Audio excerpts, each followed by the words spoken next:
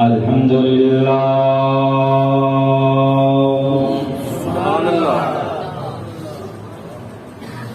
الحمد للہ رب العالمین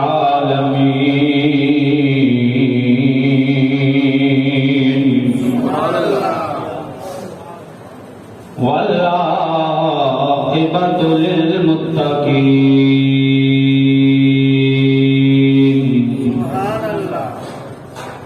والصلاة والسلام على سید الانبیاء والمرسلین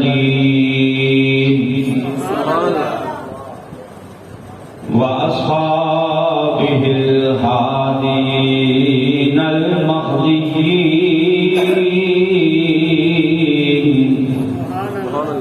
وعلى الطيبين الطاهرين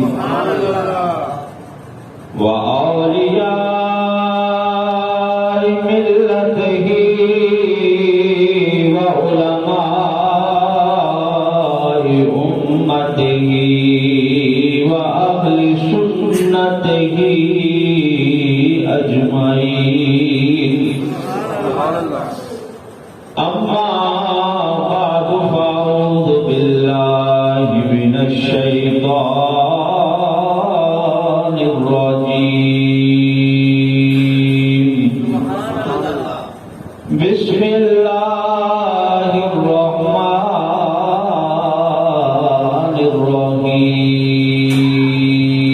الرحيم تلك الرسل فضلنا بعضهم على بعض منهم من كلم الله ورفع بعضهم درجات آمنت بالله صدق الله مولانا العظيم وصدق رسوله النبي الكريم الأمين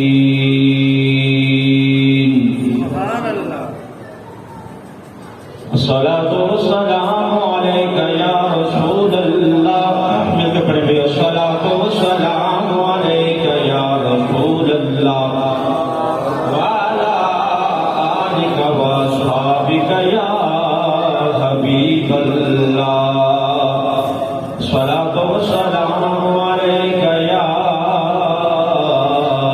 رحمة للعالمين وعلى آلك وأصحابك يا شفيع المذنبين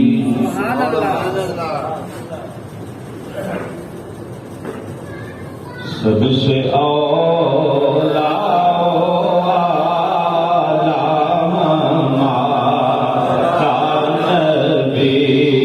سب سے اولا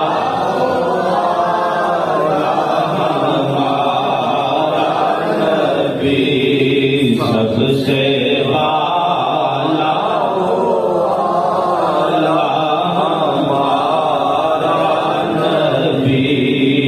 اپنے مولا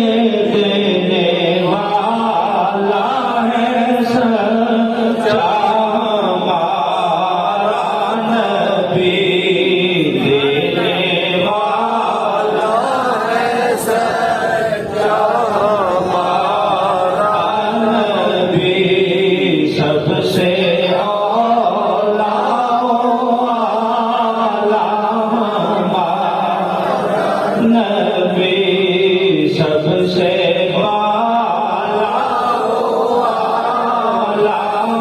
ہمارا نبی، دونوں عالم کا دولہا ہمارا نبی، اپنے مولا کا پیارا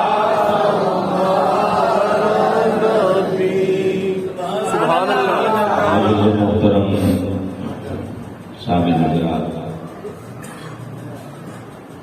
ربیع الاول شریف کا آخری جمعہ ہے۔ آج کے جمعۃ المبارک کے خطبہ میں بھی نبی پاک صلی اللہ علیہ وسلم کے اوصاف حمیدہ ہی بیان ہوں گے، اور سرکار کے جملہ فضائل، خصائص اور کمالات میں سے جس پھول کا آج انتخاب کیا گیا ہے وہ ہے اختیارات مصطفیٰ صلی اللہ علیہ وسلم، اختیارات مصطفیٰ۔ اور ہم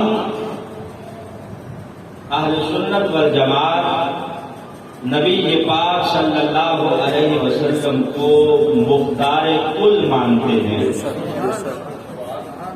ہم یہ عقیدہ رکھتے ہیں کہ اللہ نے اپنے محبوب کو اختیارات عطا فرمائے ہیں، اللہ نے اختیارات عطا فرمائے ہیں۔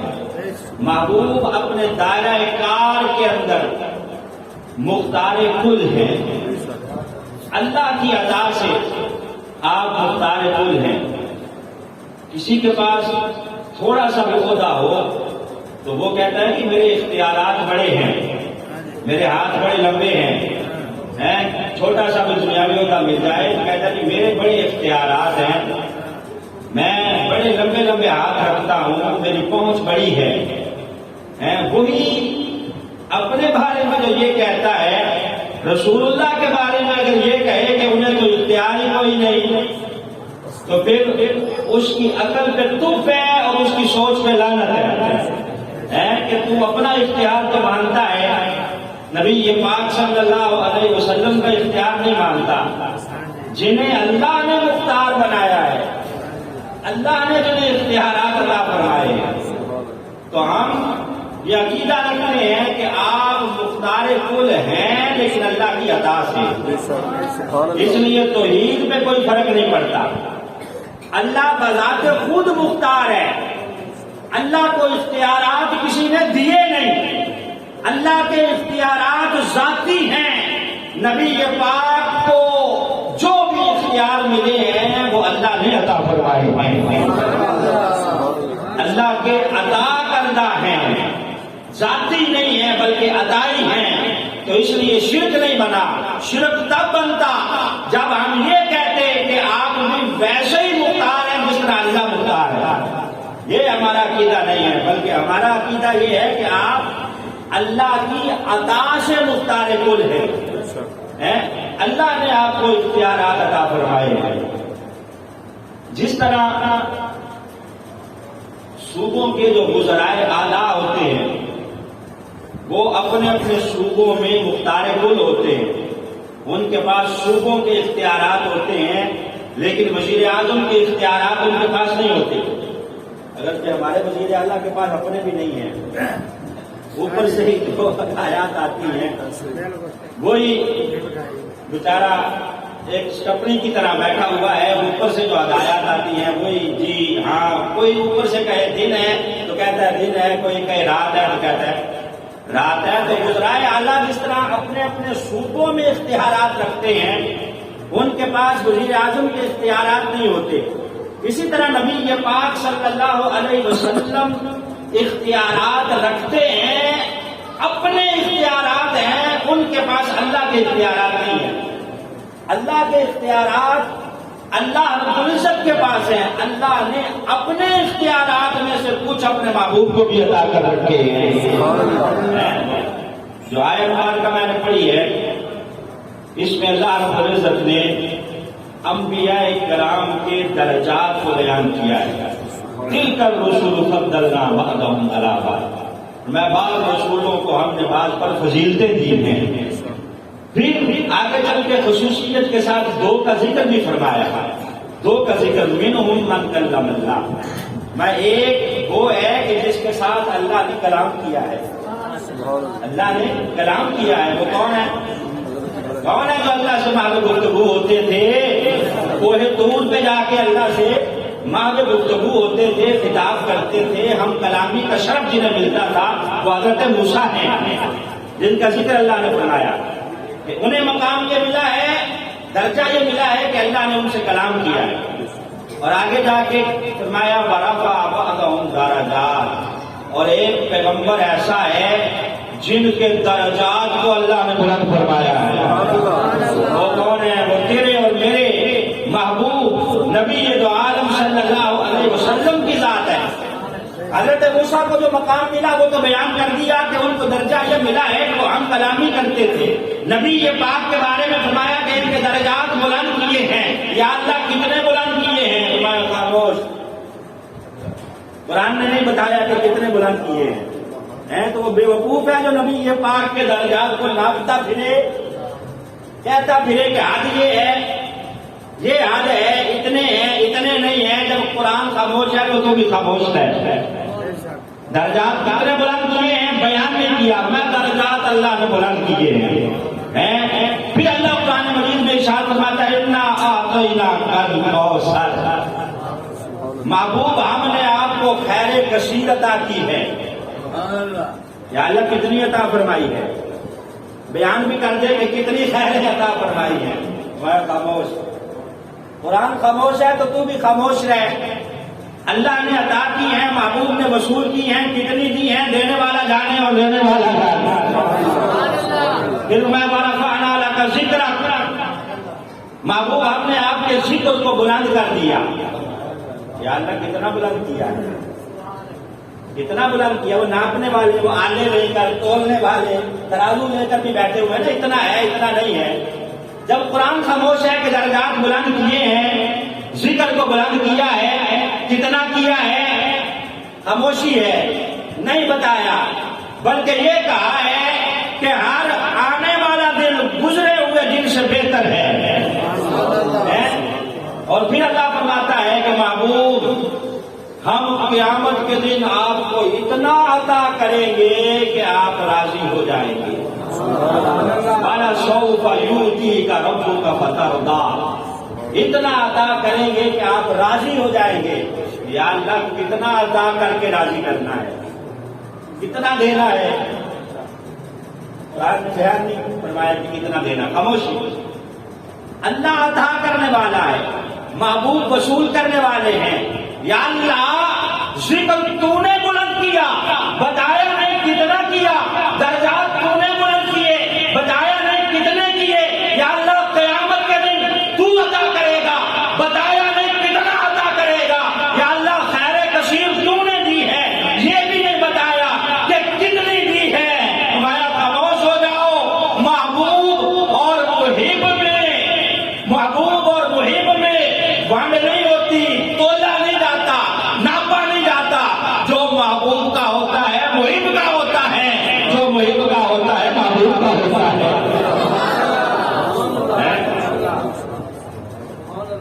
خالق کل نے آپ کو مالک کل بنا دیا. دونوں جہاں ہیں آپ کے قبضہ و اختیار میں. اللہ نے آپ کو اختیار عطا فرمایا. فرماتے ہیں کہ محبوب اور محب میں نہیں تیرا میرا. محبوب اور محب جو ہوتا ہے اس میں تیرا میرا نہیں ہوتا ہے. تو اللہ نے حد بندی کی نہیں ہے، بتایا ہی نہیں ہے کہ اتنے بلند کیے ہیں درجات، اتنی خیر عطا کی ہے، یا اتنا ذکر بلند کیا ہے، یا قیامت کے دن اتنا دوں گا. میں محبوب میرا ہے، دینے والا میں خدا ہوں، لینے والا مصطفیٰ ہے. تو خاموش ہے، میں دینے والا جانوں اور مجھ سے وصول کرنے والا جانے. سبحان اللہ. اللہ رب العزت نے آپ کو مختار بنایا، اختیارات عطا فرمائے. محبوب اپنے دائرہ کار کے اندر اختیارات رکھتے ہیں. اسکول کا جو ہیڈ ماسٹر ہوتا ہے اس کو اختیار ہوتا ہے کہ نہیں؟ کالج کا پرنسپل ہوتا ہے اس کو اختیار ہوتا ہے کہ نہیں؟ یونیورسٹی کا وائس چانسلر ہوتا ہے اس کو اختیار ہوتا ہے کہ نہیں؟ ہوتا ہے، لیکن اپنے دائرہ اختیار کے اندر وہ اختیار رکھتے ہیں، جتنا ان کا دائرہ کار ہے اس کے اندر رہ کر وہ اپنے اختیارات کو استعمال کرتے ہیں۔ تو نبی پاک صلی اللہ علیہ وسلم کا دائرہ کار کیا ہے؟ کیا دائرہ کار ہے؟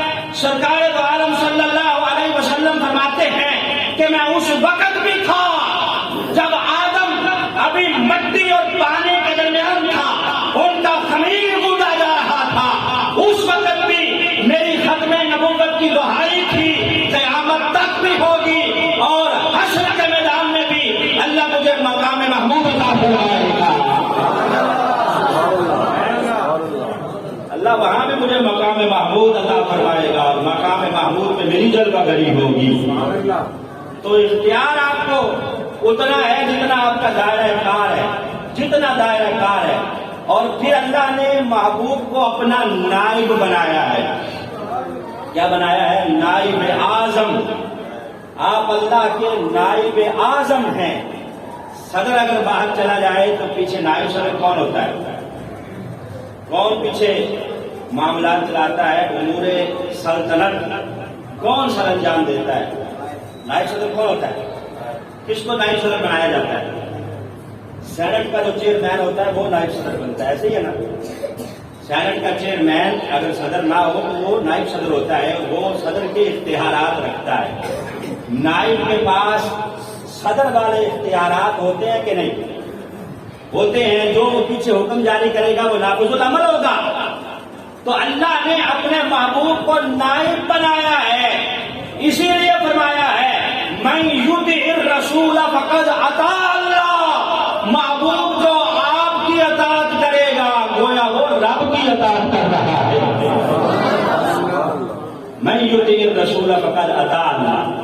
میں جس نے آپ کی اطاعت کی ہے، جو قرآن کی آیت ہے، اگر کوئی حدیث ہوتی نا تو شاید کوئی کیا لگتا ہے ضعیف ہے، ضعیف ہے، جس طرح اکثر وہ پارٹی کا حدیث ضعیف ہے، تو یہ حدیث تو ہے نہیں، یہ قرآن کی آیت ہے۔ من یطع الرسول فقد اطاع اللہ۔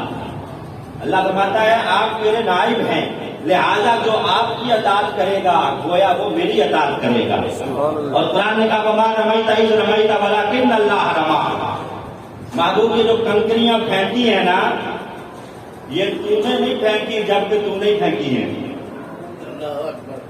وما رمیت اذ رمیت ولکن اللہ رمی۔ محبوب یہ تو نے نہیں پھینکی جبکہ تو نہیں پھینکی ہیں، ولیکن اللہ رما، بلکہ یہ تو اللہ نے پھینکی ہے۔ گویا آپ نائب ہیں تو اللہ فرما رہے ہیں کہ محبوب آپ کا پھینکنا میرا پھینکنا ہے۔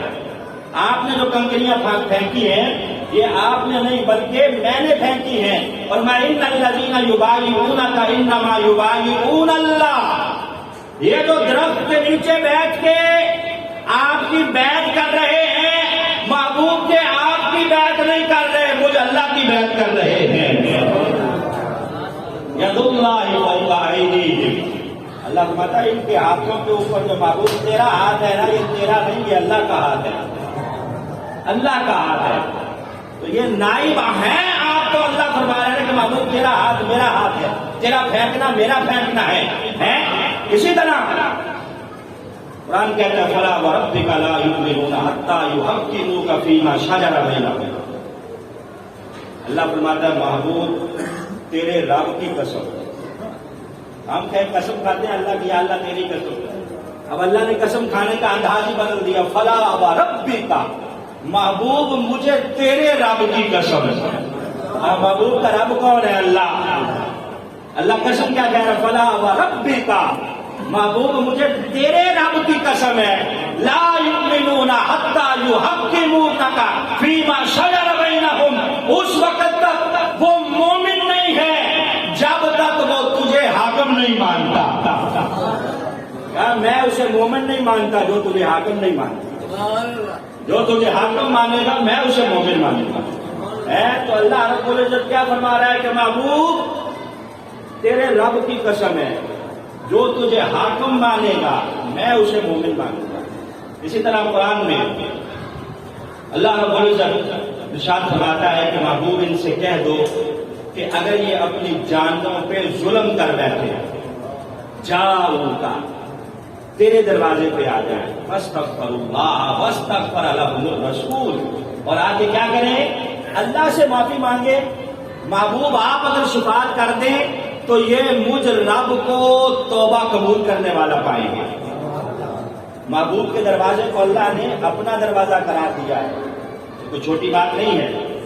قرآن کے اندر اللہ فرماتا محبوب تیرے دروازے پہ آ جائیں. تو اس سے بھی پتا چلا کہ آپ اللہ کے نائب ہیں، اسی لیے اللہ آپ کے دروازے کو اپنا دروازہ قرار دے رہا ہے. تو نائب جس کو اختیار دیا جاتا ہے اس کے پاس اختیار ہوتا ہے، جب چاہے جہاں چاہے اسے استعمال کر لیتا ہے. مثال کے طور پر آپ کا پلاٹ ہو یا میرا پلاٹ ہو، میں اسے خود بیچنا چاہوں تو جہاں مرضی بیچ سکتا ہوں. لیکن اگر میں کسی کے نام مختار نامہ کر دوں، مختار نامہ اگر کسی کے نام کر دوں تو اب اسے اختیار ہے، وہ جہاں چاہے اسے بیچ سکتا ہے کیونکہ میں نے اسے اختیار دے دیا ہے. تو اللہ نے بھی اپنے محبوب کو اختیار عطا کر رکھا ہے اور فرمایا ہے کہ محبوب تجھے اختیار ہے، تو چاہے جس طرح اختیار کو استعمال کرے. یہاں تک کہ اللہ نے اپنے محبوب کو حلال چیزیں کرنے کا اور حرام چیزیں کرنے کا بھی اختیار عطا فرمایا ہے. جسے چاہیں آپ حلال فرما دیں، جسے چاہیں آپ حرام فرما دیں. یہ چھوٹا اختیار نہیں ہے. بخاری شریف کی حدیث ہے، نبی پاک صلی اللہ علیہ وسلم نے گدھے کے گوشت کو حرام قرار دیا. گدھے کا گوشت، جو گدھے ہیں نا گھریلو گدھے، ان کے گوشت کو کس نے حرام کیا ہے؟ نبی پاک صلی اللہ علیہ وسلم نے حرام فرمایا ہے. اب اختیار تھا تو آپ نے حرام کیا ہے نا، اختیار ہی نہ ہوتا تو آپ کہاں سے حرام فرماتے؟ اللہ نے اختیار دیا ہے کہ محبوب آپ چاہیں تو حرام کریں، چاہیں تو حلال کریں. اسی لیے ایک صحابی آ گیا نبی پاک صلی اللہ علیہ وسلم کے پاس، مسند امام احمد کی حدیث ہے. ایک شخص آ گیا، آ کے کہتا ہے کہ جناب کلمہ ضرور پڑھوں گا لیکن میری ایک شرط ہے. وہ شرط آپ پوری فرمائیں تو میں آپ کا کلمہ پڑھ لیتا ہوں. نبی پاک صلی اللہ علیہ وسلم میں کیا شرط ہے بھائی بولو؟ کہنے لگا جناب شرط یہ ہے کہ نمازیں مجھ سے 5 نہیں پڑھی جاتی، میں صرف 2 پڑھوں گا. 5 میں نے کوئی نہیں پڑھ لی، میں صرف 2 پڑھوں گا. اب ہے کوئی دنیا میں مفتی اعظم یا کوئی محدث اعظم یا کوئی بڑے سے بڑا مولانا جو ایک نماز بھی کم کر سکے؟ اس کے پاس اختیار ہے کہ وہ نمازوں میں کمی کر سکے؟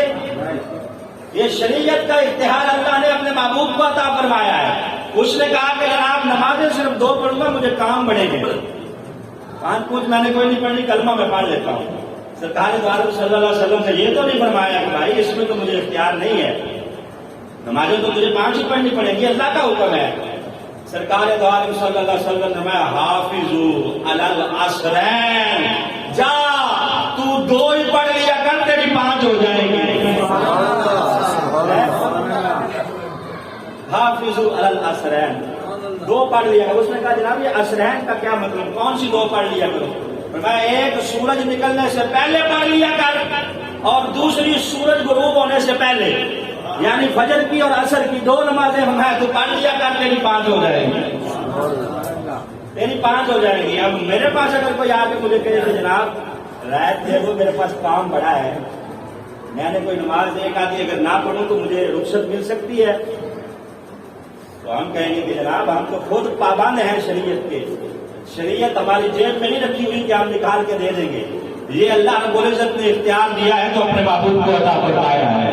میں ٹھیک ہے تو 2 پڑھ لیا کر، تیری 5 ہو جائیں گی. نبی پاک منبر پہ تشریف فرما ہے، ارشاد فرمایا میرے صحابہ تم پہ اللہ نے حج فرض کیا ہے. کیا کیا ہے؟ حج فرض کیا ہے. یہ کہہ کے آپ خاموش ہو گئے. ایک صحابی یہاں سے کھڑے ہو کے کہنے لگے جناب کیا ہر سال فرض ہے؟ نبی یہ بات خاموش ہو گئے، خاموش ہو گئے. جب کوئی جواب نہ دیا تو وہ وہاں سے اٹھا سامنے آ گیا، آگے کہنے لگا کہ جناب میں نے پوچھا ہے کہ کیا ہر سال فرض ہے؟ سرکار بھی خاموش ہو گئے۔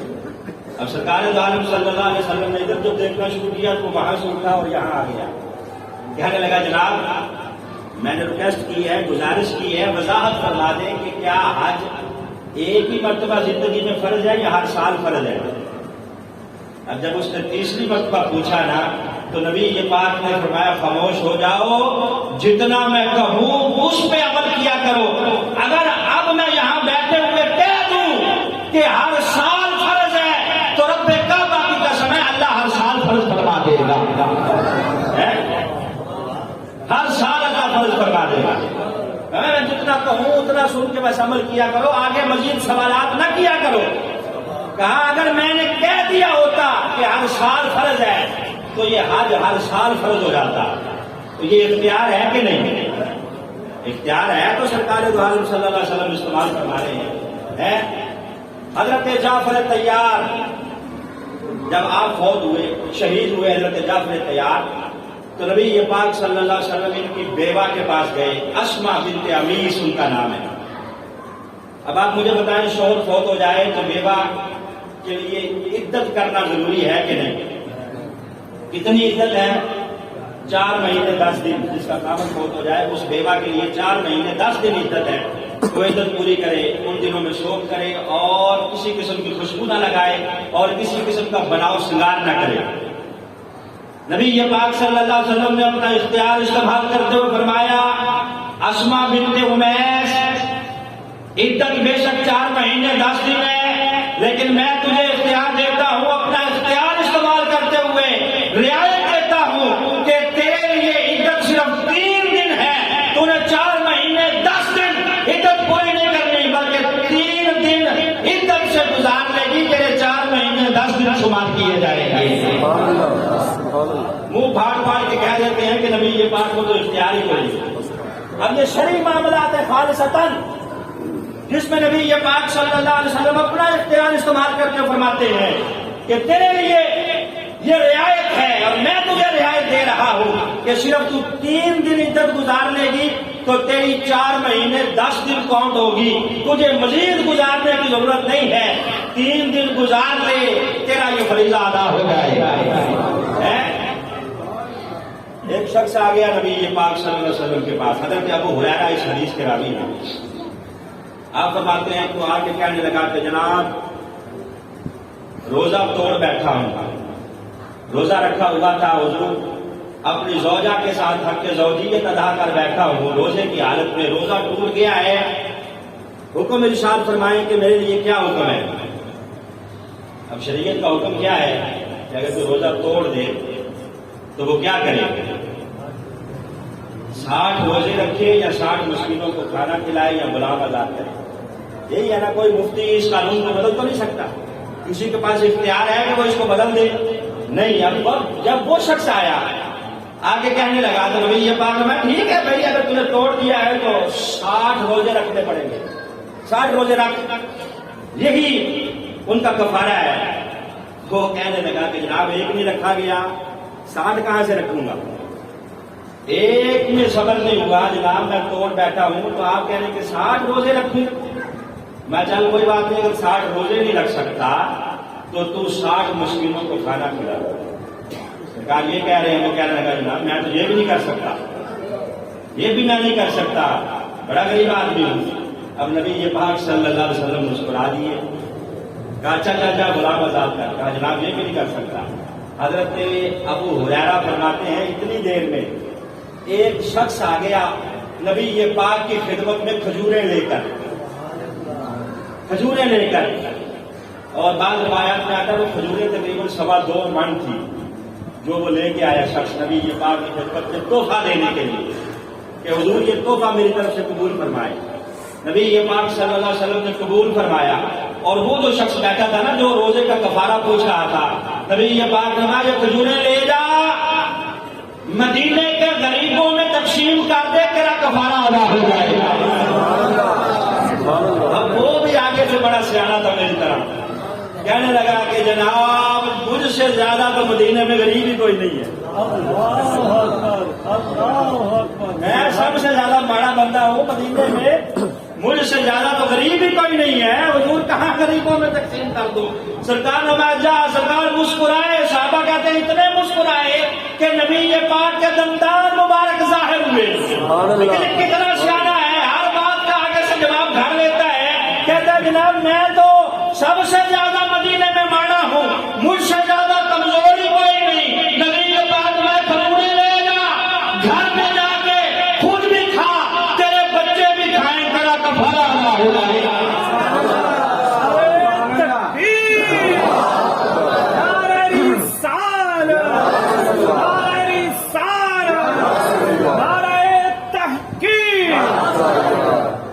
اب یہ اختیار ہے کہ نہیں؟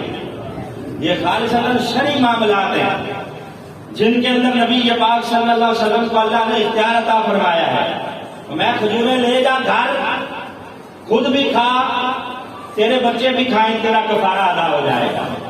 پتہ نہیں لوگ کیسے لکھ دیتے ہیں کتابوں میں کہ نبی پاک صلی اللہ علیہ وسلم کے پاس کوئی اختیار ہی کوئی نہیں۔ ایسے بڑے بڑے مولویوں نے لکھا ہے کہ جس کا نام محمد اور علی ہے اس کے پاس اختیار کوئی نہیں، نعوذ باللہ۔ اللہ رب العزت نے تو یہاں تک اختیار عطا فرمایا ہے۔ حضرت براء بن عازب رضی اللہ تعالیٰ عنہ صحابی رسول ہیں، آپ فرماتے ہیں کہ ایک جنگ سے جب ہم واپس آئے نا، مال غنیمت آ گیا، نبی پاک صلی اللہ علیہ وسلم نے تقسیم فرمایا مال غنیمت کا، ایک سونے کی انگوٹھی بچ گئی، سونے کی انگوٹھی۔ اب نبی پاک اس انگوٹھی کو کبھی دیکھیں، کبھی مجمع کی طرف دیکھیں۔ حضرت براء کہتے ہیں کہ 2-3 دفعہ سرکار نے میری طرف دیکھا، جب سرکار دیکھے تو میں منہ نیچے کر لوں، نبی پاک صلی اللہ علیہ وسلم کے چہرہ مبارک نیچے فرمائیں اور مسکرا دیں۔ کہتے ہیں کہ 2-3 مرتبہ دیکھنے کے بعد نبی پاک نے مجھے بلا لیا کہ براء ادھر آؤ۔ حضرت براء بن عازب کہتے ہیں کہ میں نبی پاک صلی اللہ علیہ وسلم کے قریب آیا، سرکار نے اپنے ہاتھوں سے وہ سونے کی انگوٹھی مجھے پہنا دی۔ سبحان اللہ، سبحان اللہ۔ اب بتائیں کہ مسلمان کے لیے، مرد کے لیے سونا حرام ہے کہ نہیں؟ سونا مرد کے لیے حرام۔ کون سا سونا؟ یہ والا سونا نہیں، وہ سونا جو چاندی اور سونا ہے وہ حرام ہے۔ تو اب نبی پاک صلی اللہ علیہ وسلم کو اختیار ہے کہ نہیں؟ جو صحابہ سامنے بیٹھے دیکھ رہے کہ حضرت براء کہتے ہیں انہوں نے تو کچھ نہیں کہا، کیونکہ سرکار نے خود پہنایا ہے، نبی پاک صلی اللہ علیہ وسلم نے پہنایا ہے، میں نے پہن لیا ہے۔ جب میں باہر نکلا نا پہن کے، اب ہر کوئی مجھے کہے براء مجھے پتا نہیں ہے سونا تو مرد کے لیے حرام ہے، تو نے کیوں پہنا ہوا ہے؟ کہتے ہیں کہ جب بھی مجھے کوئی پوچھتا میں مسکرا کے جواب دیتا کہ میں نے خود نہیں پہنا، سرکار نے پہنایا ہے، نبی پاک نے پہنایا ہے، میری ضرورت نہیں ہے کہ میں اتار دوں۔ یہ سرکار دو عالم صلی اللہ علیہ وسلم کو اللہ نے اختیار عطا فرمایا ہے۔ آپ مختار کل ہیں، آپ شارع ہیں، شریعت اللہ رب العزت نے آپ کو عطا کر رکھی ہے۔ یہی وجہ ہے کہ صحابی نے کہا کہ حضور نمازیں 2 پڑھوں گا، میں تو 2 پڑھ لیا کر۔ کہا جناب مجھ سے زیادہ غریب کوئی نہیں، کہا کھجوریں تو رکھ لے، تیرا جو ہے وہ کفارہ ادا ہو جائے گا۔ سونا مرد کے لیے حرام ہے، نبی پاک نے ہاتھوں سے پہنا دیا۔ تو صحابی بھی کہتا ہے کہ سرکار نے پہنایا ہے، سمجھتے یہ تشریع اختیارات ہے، تشریع جو شریعت کے معاملات میں اللہ نے اختیارات عطا فرمائے ہیں۔ ورنہ اگر دوسرے اختیارات میں بیان کروں تو وہ کئی اختیارات ہیں، ہزاروں، سینکڑوں، اتنے اختیارات ہیں حدیث کے اندر موجود ہیں کہ جو نبی پاک صلی اللہ علیہ وسلم نے استعمال فرمائے ہیں۔ یہ اختیاری ہے نا سرکار کا کہ عہد پہاڑ پہ جلوہ گر ہیں، پہاڑ میں جب خوشی سے بجت کرنا شروع کیا تو نبی پاک نے یوں ایڑی مار کے کہا کہ ٹھہر جا، ٹھہر جا، تجھے پتا نہیں تیرے اوپر ایک نبی موجود ہے، ایک صدیق موجود ہے اور 2 شہید موجود ہے۔ جو اختیار نہیں نا مانتا سرکار کا، جب زلزلہ آئے تو وہ بھی ذرا ایڑی مارا کرے یوں زمین کے اوپر ہے۔ مولوی صاحب جبے دستار سمیت نکل کے باہر بھاگ جائیں گے کہ کہیں یہ بلڈنگ اوپر نہ گر جائے۔ سرکار کا اختیار نہیں مانتا، نبی پاک کا جو اختیار ہی ہے نا، سرکار نے یوں ایڑی ماری ہے، پہاڑ نے وہیں وجد کرنا بند کیا ہے اور ساکت ہو کے کھڑا ہو گیا ہے۔ نبی پاک صلی اللہ علیہ وسلم کے بے شمار مقامات ہیں، ان میں سے ایک مقام یہ بھی جو میں نے آج بیان کیا کہ اللہ نے آپ کو مختار کل بنایا ہے۔ دعا ہے اللہ مقام مصطفیٰ کو سمجھنے کی توفیق عطا فرمائے۔ وآخر دعوانا